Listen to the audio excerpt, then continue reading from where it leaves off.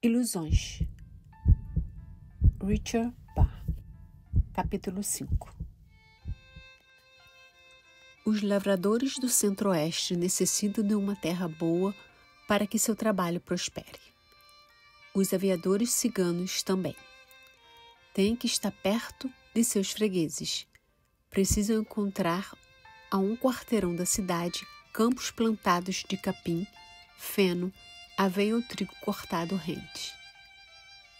Sem gado por perto que coma a tela de seus aviões, próximo a uma estrada para possibilitar os acessos de carros, com uma porteira na cerca para as pessoas passarem, os campos dispostos de modo que o avião não tenha que voar baixo por cima de uma casa sequer, bastante lisos para que seus aparelhos não sejam despedaçados ao rolar a 80 km por hora pelo solo, bastante compridos para decolagem e aterrissagem nos dias quentes e calmos de verão. E permissão do proprietário para voar ali, por um dia. Pensei nisso enquanto voávamos para o norte naquela manhã de sábado, o Messias e eu. O verde ouro da terra passando suavemente sob nós, a uma distância de 300 metros. O Traveler de Donald Shimoda flutuava ruidosamente junto à minha asa direita, refletindo a luz do sol em todas as direções. Um belo avião, pensei, mas grande demais para as épocas realmente mais daquele negócio. É verdade que transporta 2 passageiros de cada vez, porém pesa 2 vezes mais do que o flat e, portanto, precisa de um campo muito maior para decolar e pousar. Já tive um Traveler, mas no fim troquei-o pelo flat, que pode aterrissar em campos pequenos muito mais fáceis de se encontrar perto das cidades do interior. Podia usar um campo de 150 metros com o flat, enquanto que o Traveler precisava no mínimo de 300 a 310 metros. Se você se prende a esse camarada, pensei, estará se prendendo aos limites do avião dele. E com efeito, no momento em que pensei aquilo, avistei um bom pastorzinho de gado junto à cidade sobre a qual voávamos. Era um pasto de fazenda padrão, de 400 metros, cortado ao meio. A outra metade tendo sido vendida à cidade para um campo de beisebol. Sabendo que o avião de Shimoda não podia pousar ali, reclinei a minha maquininha voadora sobre a asa esquerda, levantei o nariz, passei firme para a marcha lenta e deixei o aparelho cair como uma pedra em direção ao campo de beisebol. Tocamos a grama logo depois da cerca do campo esquerdo e rolamos até parar, com um espaço de sobra. Queria me exibir um pouco, mostrar a ele o que pode fazer um flat quando pilotado com perícia.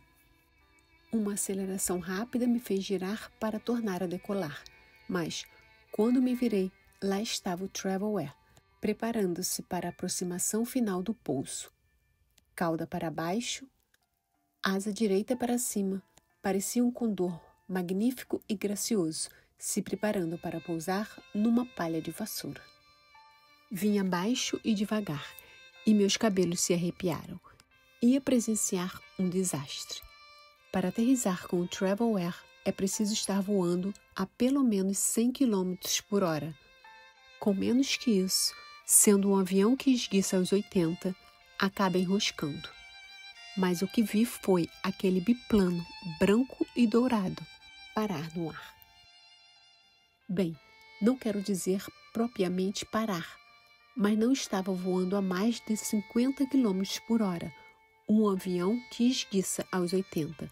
Pense bem, parar no ar, parecer suspirar e descer direto, nas 3 rodas, no capim. Ele usou a metade, talvez 3/4 do espaço que eu usaria para pousar com o flat.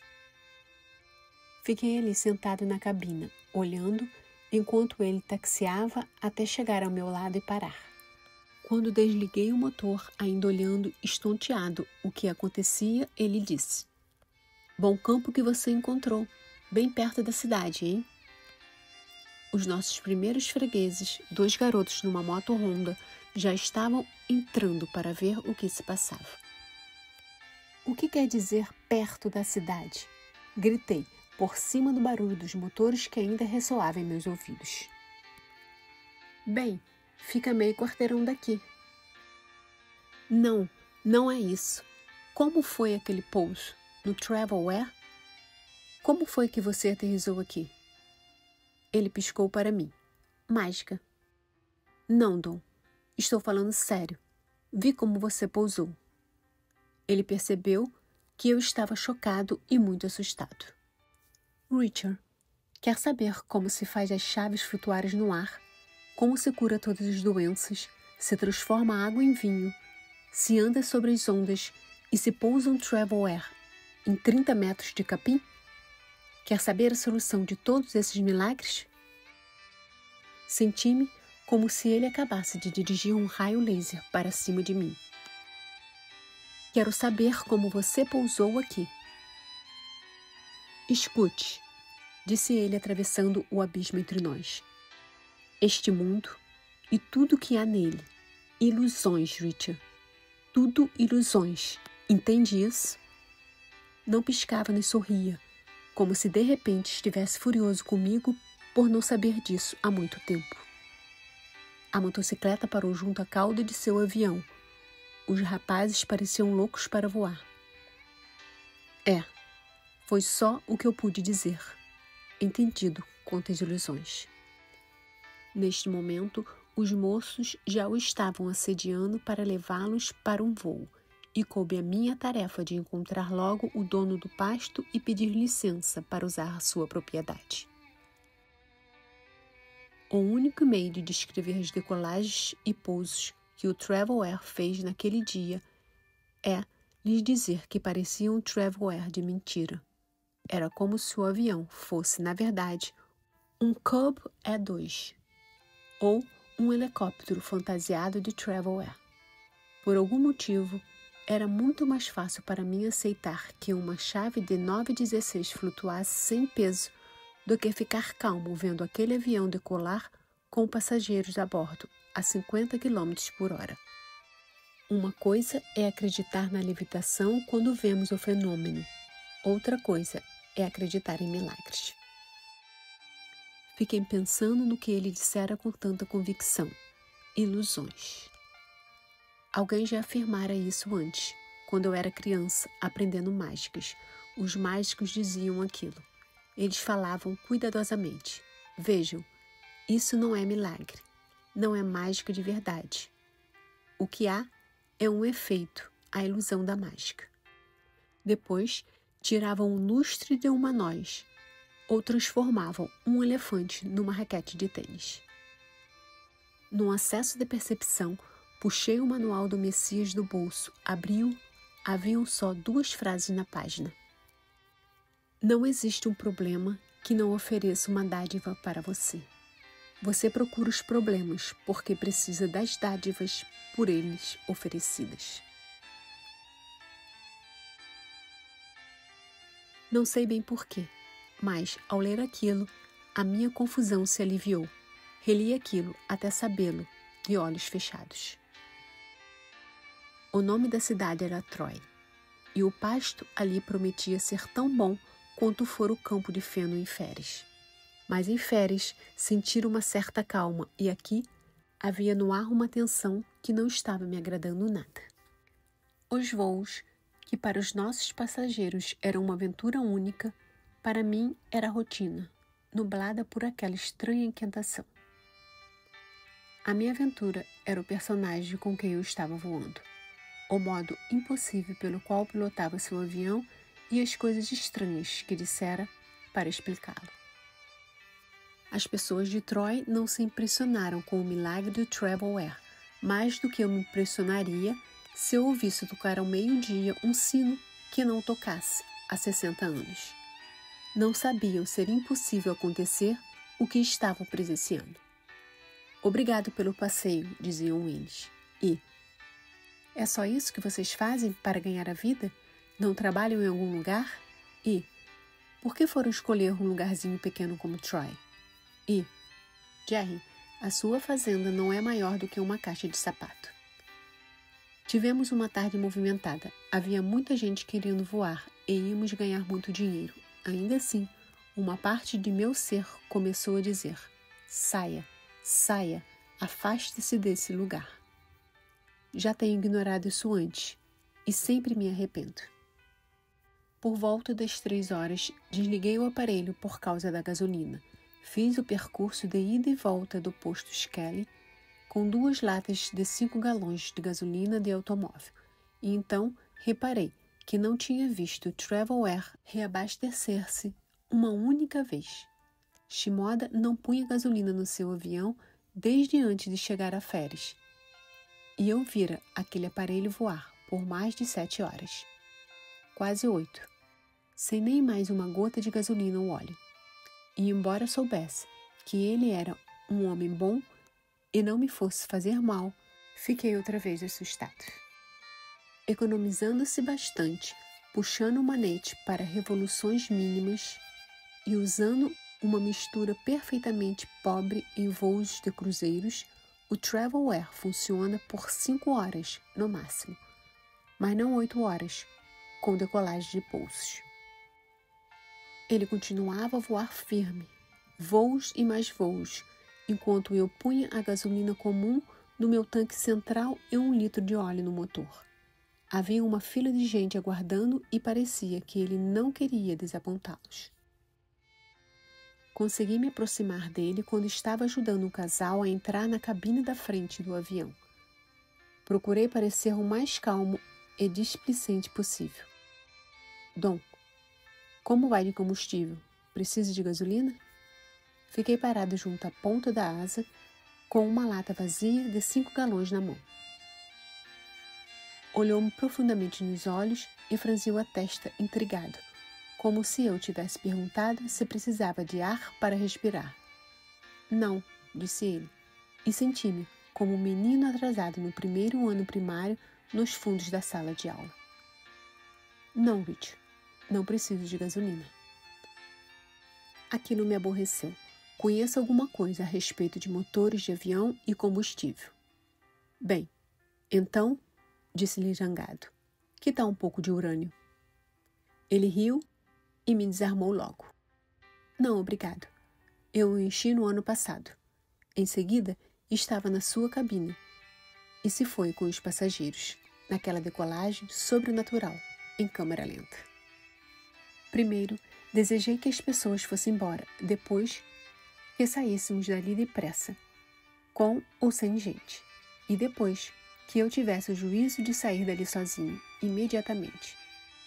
Só queria decolar e encontrar um campo grande e vazio, longe de qualquer cidade, e ficar sentado, pensando e escrevendo o que estava acontecendo em meu diário, tentando dar um sentido a tudo aquilo.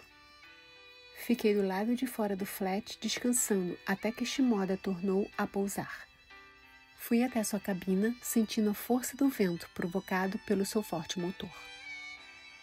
Acho que já voei bastante, Dom. Vou andando, pousar fora das cidades e trabalhar um pouco menos por algum tempo. Foi divertido voar com você. Nós nos vemos por aí, um dia desses. Ok? Ele nem piscou. Mais um voo estarei com você. Esse camarada está esperando. Está bem. O camarada estava numa velha cadeira de rodas que tinha sido empurrada até o campo. Parecia estar amassado e torcido no assento, como que por alguma força de gravidade exagerada. Mas queria voar. Havia 40 ou 50 pessoas ali.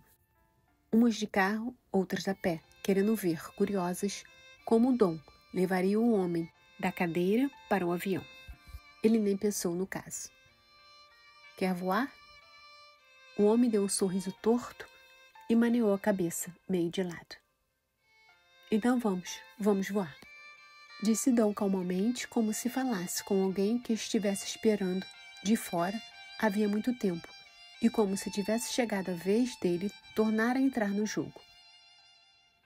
Se houve alguma coisa estranha naquele momento, em retrospecto, foi a intensidade com que ele falou. Foi com naturalidade, sim, mas foi também uma ordem, no sentido do homem se levantar e entrar no avião sem pretexto. Naquele momento, Teve-se a impressão de que o homem estivera representando, até então, o papel de aleijado e inválido, e sua última cena terminara.